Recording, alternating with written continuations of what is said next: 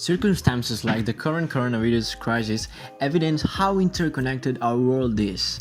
The pandemic has sunken the world economy, and with it, it has been a significant decline in world trade. Although voices against globalization were already being heard around the globe from right to left in ideological spectrum, this crisis has sharpened the opposition to the phenomenon. Globalization and international trade are claimed by some international organizations to be a way of creating growth all around the world, and also as a way to reduce inequalities and reduce poverty. However, there are evidences that show that apparently free trade by the hand of the official globalization means have only benefited a concrete group of countries. Thereby, and considering the vast set of consequences of the actual crisis, this could be the moment to rethink globalization and international trade in a way that could truly benefit everyone. Do globalization and free trade actually help reducing inequalities among countries? Where are the real benefits of globalization distributed? Have it helped the same way all the countries in the world? All of these questions will be addressed and discussed during this video essay. We are Jaume Forteza and Laura Castro, and today we're going to be discussing on the question: is international trade liberalization the path towards growth and a way out of poverty? Let's start. First of all, we should ask ourselves, what is globalization? The International Monetary Fund describes it as the increasing integration of economies around the world, particularly through trade and financial flows. The term sometimes also refers to the movement of people, labor, and knowledge, technology across international borders. There are also broader cultural, political, and environmental dimensions of globalizations that are not covered here. Although globalization is not a new phenomenon, in this video we're going to be referring to the globalization movement in the second half of 20th century, especially focusing on trade liberalization policies in the 80s and more intensely in the 90s, after the end of embedded liberalism post-World War II. But which organizations have led these processes? In 1944, the Bretton Woods Agreement was signed, and with it, the World Bank and International Monetary Fund were created. Both organizations have had a leading role in the globalization of finances. On the one hand, we have the World Bank, an organization that finances, invests, and gives technical assistance to developing countries with the aim of reducing poverty and support development. On the other hand, the International Monetary Fund's main objective is to ensure the stability of the international monetary system. It monitors the economic and financial policies of its members, provides them with loans, and works with governments to modernize their economic policies and institutions. These two organizations basically help integrating financial flows. With regard to international trade, in 1947 the General Agreement on Tariffs and Trade was signed towards regulating trade. In 1995 it evolved to the World Trade Organization as we know it nowadays. The World Trade Organization deals with the rules of trade between nations through periodic meetings.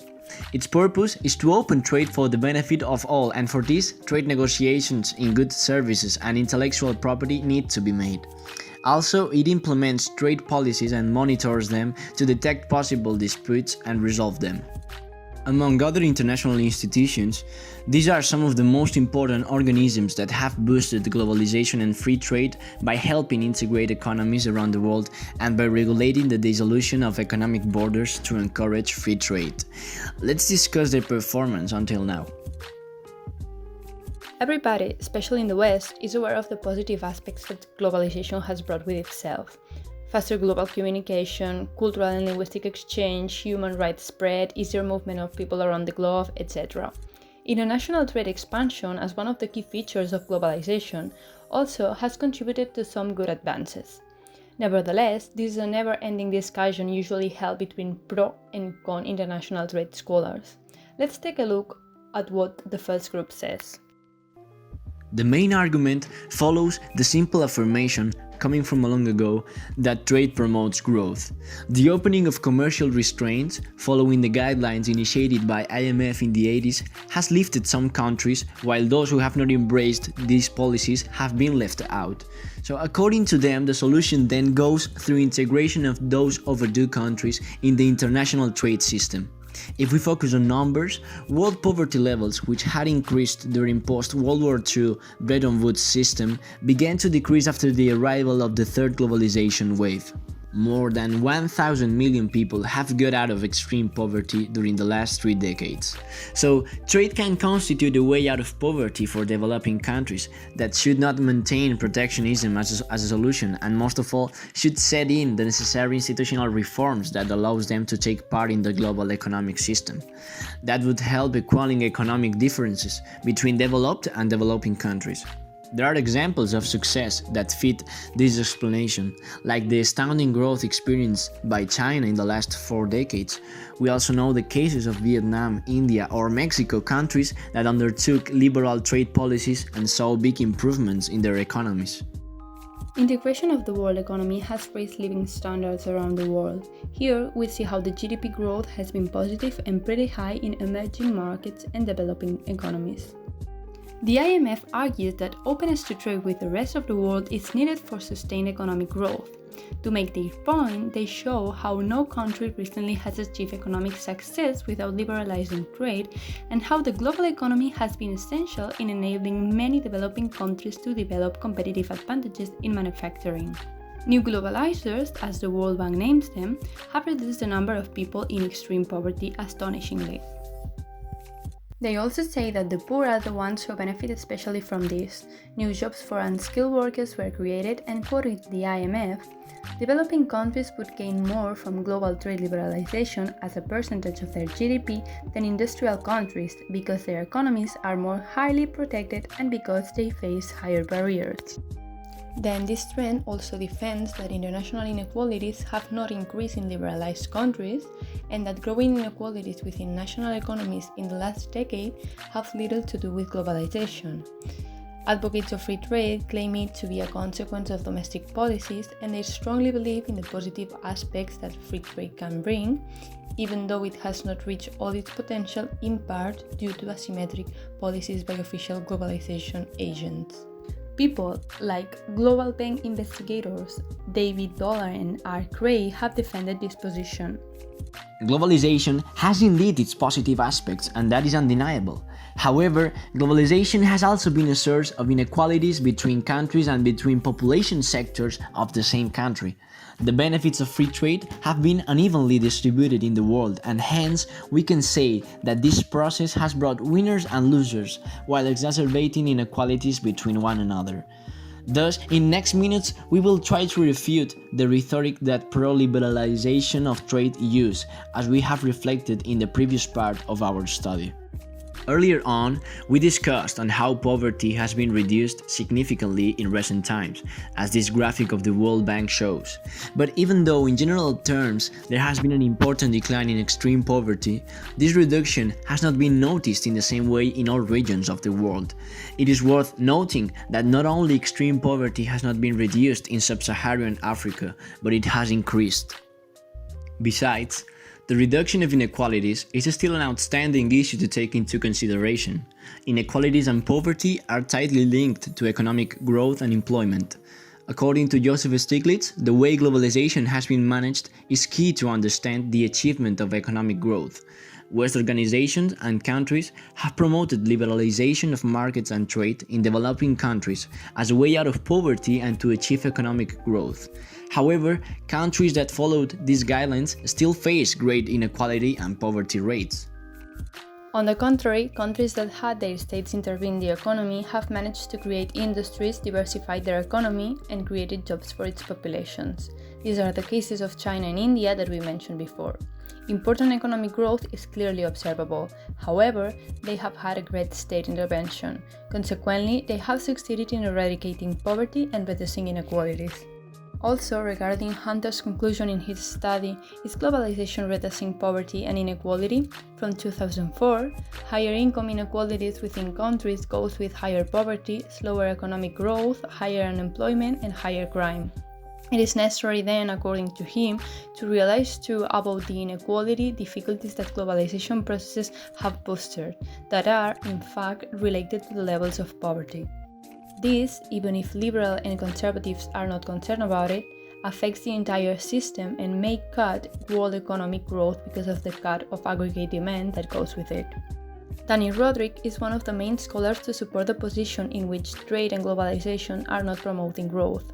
He strongly criticizes the way in that the integration process has occurred. In the free trade field, all countries are expected to compete in equal conditions. However, the West seems to have forgotten that poor countries still need innovation, education, strong public institutions to really live up to Western countries. For this reason, there are clear winners and losers from globalization. In fact, the IMF itself recognizes how Western countries have had the strongest gains from free trade. The process of liberalization of trade has been mostly designed by Western powers, and not only have they benefited from the development gap with poorer countries, they also have been able to apply taxes to specific goods and services as well as to design trade barriers in the most profitable way to their interests. For example, industrial countries maintain high taxes and generous subsidies on agricultural products, much more on average than on manufactured goods. We see these trends at the EU level or in the US, and this weakened developing countries' agricultural sectors in a big way by depressing world prices. So at this point, it may be even preferable for developing countries a full global liberalization than this unfair system, where their voice is barely listened. This failure to inclusivity with poorer countries is perfectly seen with the failure of the Doha round of negotiations. The commitments to come to a trade agreement in order to promote development in poorer countries was spoiled by China and India disturbances with Western powers. Also, they all were reluctant to make concessions to developing countries, especially by reducing tax barriers in agricultural goods in which developing countries may have comparative advantage. That failure left a lot of countries in a frustrated position. A series of regional agreements were accorded, but that option does not constitute a viable way to quick evolution for developing countries.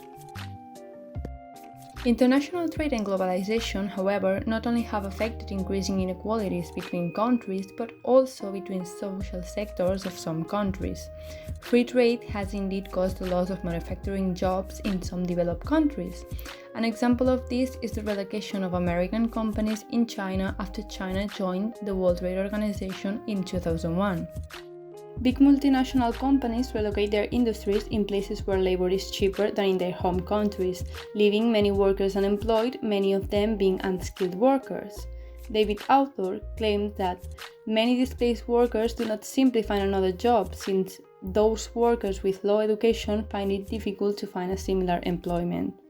The implications of this is that the gap between the most vulnerable sectors of society gets wider, and so inequalities increase, and so does poverty. On the same vein, not all businesses have been able to benefit from globalization. Small local businesses in Western countries do not have the same facilities big multinational enterprises do.